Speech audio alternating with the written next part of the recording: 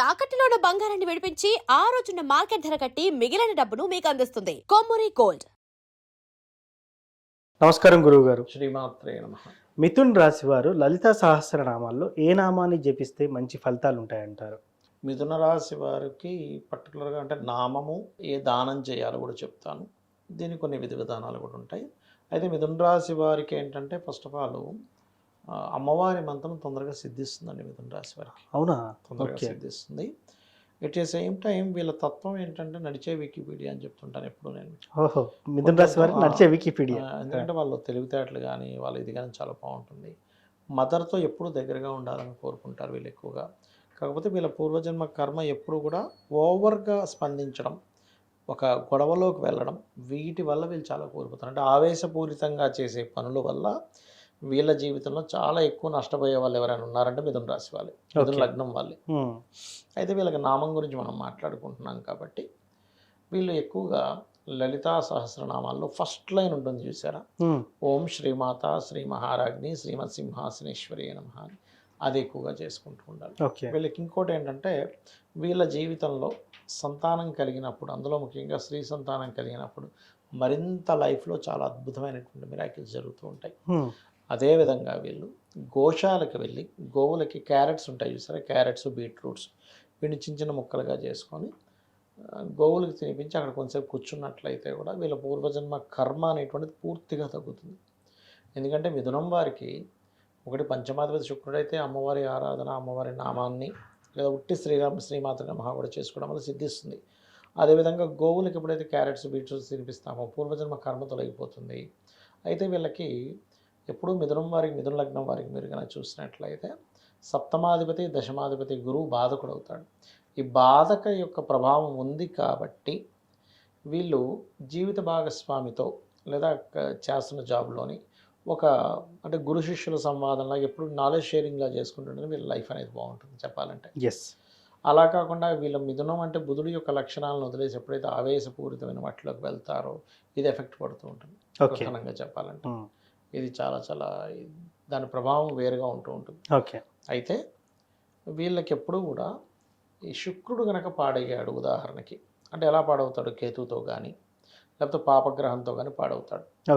శుక్రుడు సర్వసాధారణంగా కేతువుతో కలిసి పాడయ్యాడు అనుకోండి, అప్పుడు వీళ్ళు ఇంకొక నామం జోడించుకొని నామాన్ని చేయాలి. అంటే పంచమాధిపతి అయినటువంటి శుక్రుడు కేతువుతో ఉన్నాడు, అప్పుడు కామేశ్వర ముఖాలోక కల్పిత శ్రీ గణేశ్వరాయ నమః చేస్తూ శ్రీమాతా శ్రీ మహారాజ్ని శ్రీమత్ సింహాసనేశ్వరి చేయొచ్చు, లేదా శ్రీమాత్రి నమః చేయొచ్చు.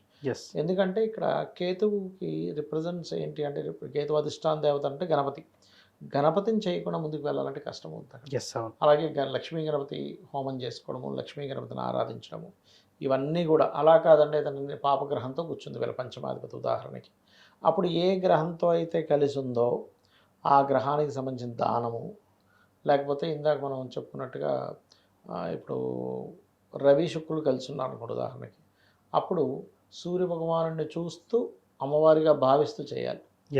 చంద్రుడు శుక్రుడు కలిసి ఉన్నారు ఉదాహరణకి, అప్పుడేంటి పౌర్ణమి రోజు ఎక్కువగా పూజలు చేయాలి.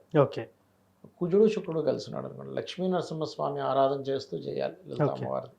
అలా కాకుండా బుధ శుక్రుడు కలిసి ఉన్నారు, అప్పుడు మనకి అమ్మవారి యొక్క నామాలు లలిత మన సరస్వతీదేవి యొక్క నామాలు కలుపుకొని చేయాలి.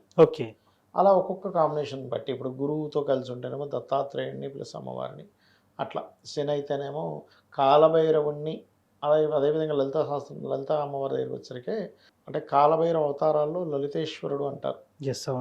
అతన్ని లలిత అమ్మవారిని చేసుకోవచ్చు, ఆ రకంగా చేసుకోవచ్చు. రాహుతో కలిసి ఉంటే దుర్గాదేవి స్వరూపంగా లలిత అమ్మవారిని భావిస్తూ చేయాలి. ఇట్లా ఒక్కొక్కటి అంటే మీకు పంచమంలో ఉండే గ్రహాన్ని బట్టి మంత్రం మారుతూ ఉంటుంది. స్పెసిఫిక్గా మీ జన్మజాతకంలో ఏ కాంబినేషన్స్ ఉందని బట్టి మారుతూ ఉంటుంది. బట్ నాకు ఇవేమీ తెలియవు అనుకునేవారు మిథున రాశి వారు లేదా మిథున లగ్నం వారు లలిత అమ్మవారి నామాల్లో మనం మొదట్లో చెప్పినట్టుగా శ్రీమాత్రే నమః లేదా ఓం శ్రీమాత శ్రీ మహారాజ్ని శ్రీమత్ సింహాసనేశ్వరి నమః చేసుకోవచ్చు. సార్ ఏది ఏమైనప్పటికీ కూడా ఖచ్చితంగా అందరికీ వ్యక్తిగత జాతకం ఇంపార్టెంట్. వ్యక్తిగత జాతకం ఆధారంగానే ఈ రాశి ఫలాలు గానివ్వండి, జాతకం లేని వారు కూడా ఏం చేసుకోవాలంటారు? చాలామందికి జాతకాలు ఉండవు. కొంతమంది పూర్వం కొంతమంది రాస్తారు, కొంతమంది రాయరు. సో, అలాంటి వారు మరి వాళ్ళ ఐడెంటిటీని కలుపుకోవడం ఎలా? అంటే వాళ్ళ వ్యక్తిగత జాతకం కనుక్కోవడం ఎలా అంటారు? అంటే ఒకటండి, వ్యక్తిగత జాతకం అనేటువంటిది వాళ్ళు వాళ్ళు పుట్టినటువంటి డేటు, టైము, ప్లేస్‌ని బట్టి తెలుసుకోవాలి. ఒకటి. రెండవది ఏంటి అంటే, ఈ అసలు జాతకమే లేదు కానీ లలితా సహస్రనామాల్లో ఏం చేసుకోవాలంటే, ఒక్కొక్క దానికి ఒక్కొక్క నామం ఉంది ప్రత్యేకంగా. ఇప్పుడు చూడండి, ఎవరికైనా సరే కెరియర్‌లో సెట్ అవ్వాలి బాగా. అలాంటి వాళ్ళు ఓం మాణిక్యం ఒకటాకార జానోద్వయ విరాజితాయ నమః చేసుకోవచ్చు. లేదంటే బిజినెస్‌లో ఇంప్రూవ్‌మెంట్స్ అవ్వాలి. ఓం ఇంద్రగోప పరిక్షిప్త స్మరత్వనాభజంగికాయ నమః. ఈ ఇంద్రగోప పరిక్షిప్త నామం ఏదైతే ఉందో వాళ్ళ లైఫ్‌లో, అంటే వాళ్ళ జాతకంలో 11th హౌస్ పాడైందనుకోండి, ఇది చేసుకోవడం ద్వారా హ్యాపీనెస్ అనేది పెరుగుతుంది. సక్సెస్ రేట్ అనేటువంటిది పెరుగుతుంది. అది. అదేవిధంగా మరొక విషయం ఏంటంటే, ఒక్కొక్కసారి కొంతమందికి అనారోగ్యంతో బాధపడుతుంటారు చిన్నప్పటి నుంచి కూడా. అలాంటి వారు ఓం సర్వవ్యాధి పరిశమని సర్వమృత్యు నివారిణి అగ్రగణ్య చింత్య రూప కలికల్మషనాశిని నమః చేసుకోవచ్చు. ఇలాగా ఎవరెవరు దేనికి సంబంధించి చేయాలో దానికి సంబంధించి చేసుకునేటువంటిది ఉంటుంది. అదేవిధంగా మరి కొంతమందికి ఫైనాన్షియల్ ఇబ్బందులు ఉంటాయి.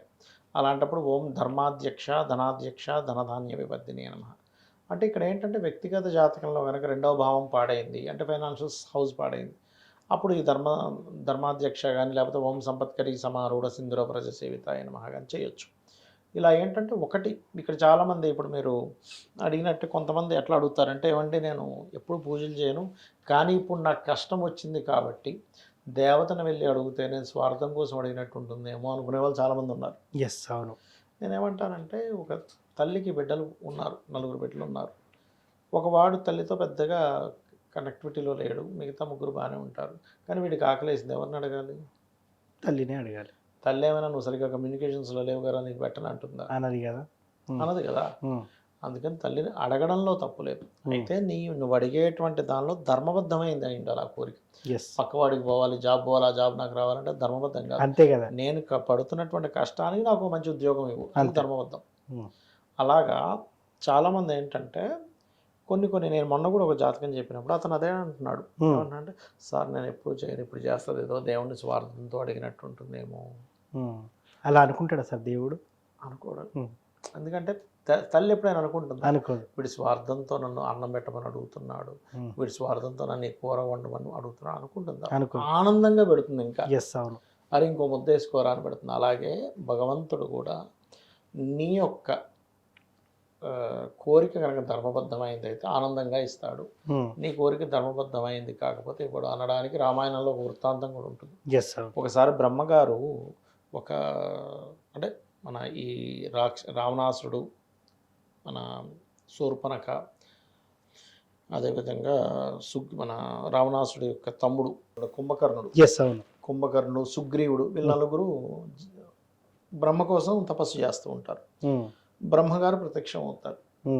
ప్రత్యక్షమే శూర్పణఖ ఏదో కావాలంటే ఇచ్చేస్తారు. దాని తర్వాత రావణాసురుడి దగ్గరికి వస్తాడు. రావణాసురుడి దగ్గరికి వస్తే రావణాసురుడు నాకు పలానా అది కావాలి, ఇది కావాలి, నేను ఎప్పుడు బతికే ఉండాలంటే అది ఇవ్వడం కుదరదు అంటాడు. ఎగ్జంప్షన్ అంటే మనుష్యుల చేతిలోని లేకపోతే వానరుల చేతులు తప్ప మిగతా అన్ని కోరుకుంటాడు. అందుకే నారాయణుడే మనుష్య రూపం దాల్చి చంపేశాడు రాముడి రూపంలో.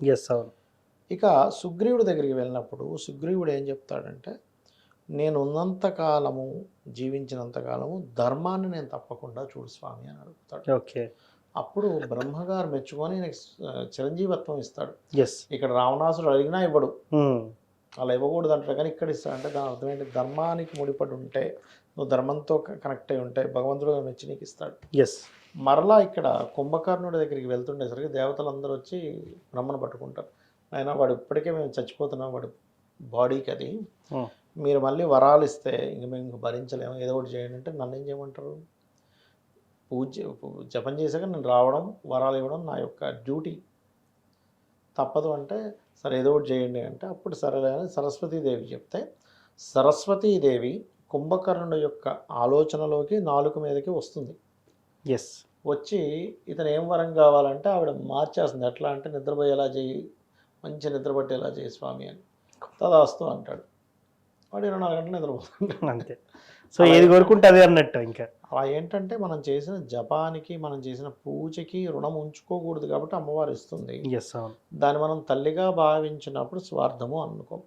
మీ భావన తల్లి లేదా తండ్రి అనే భావంతో ఉన్నప్పుడు మీకు స్వార్థం అని అనిపించదు ఫస్ట్. ఎస్, ఎప్పుడైతే ఎక్కువగా స్పిరిచువల్లోకి వెళ్ళిపోతాడో స్వార్థంగా అసలు కోరిక కోవద్దు ఫస్ట్. ఎస్, అవును. అది. సో ఏ లలిత సహస్రనామంలో ఏ నామాన్ని చదివితే ఎటువంటి ఫలితాలు ఉంటాయి, అదేవిధంగా జాతకం లేని వారు ఎలా జాతకాన్ని తీసుకొని ఐడెంటిఫై చేసుకోవాలనేది ఫుల్ క్లారిటీగా ఇచ్చారు సార్. ధన్యవాదాలు. శ్రీమాత్రే నమః.